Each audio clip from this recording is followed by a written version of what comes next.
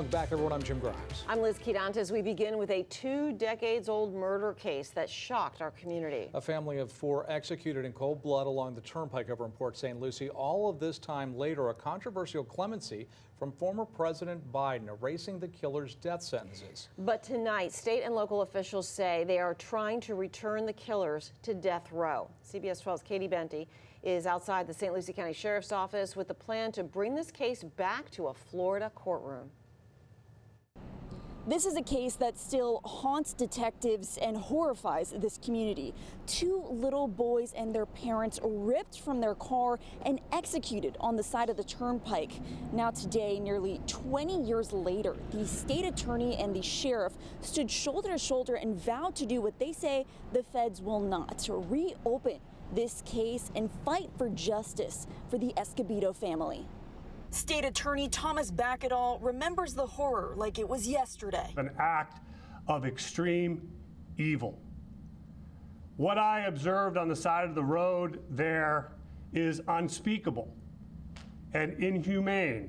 This was the scene from Sky 12 in October 2006. A blue tent on the side of the Turnpike, 4 bodies beneath it. Jessica and Jose Escobedo and their 2 little boys, Julian and Damien.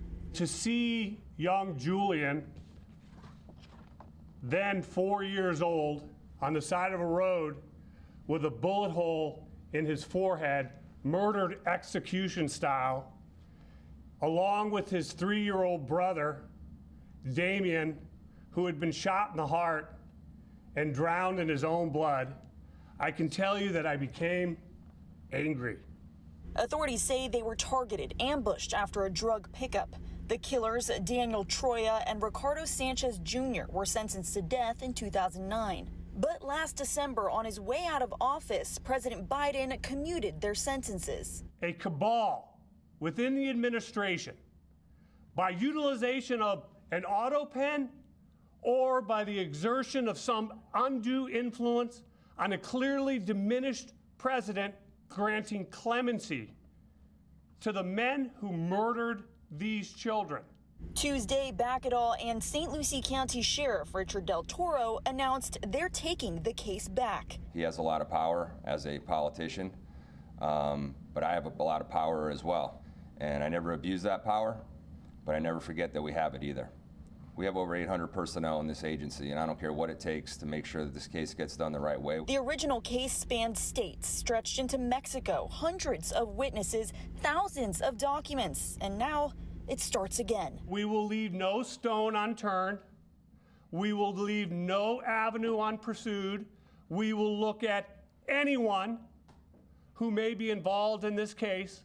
A second chance at justice for 2 little boys who never got one.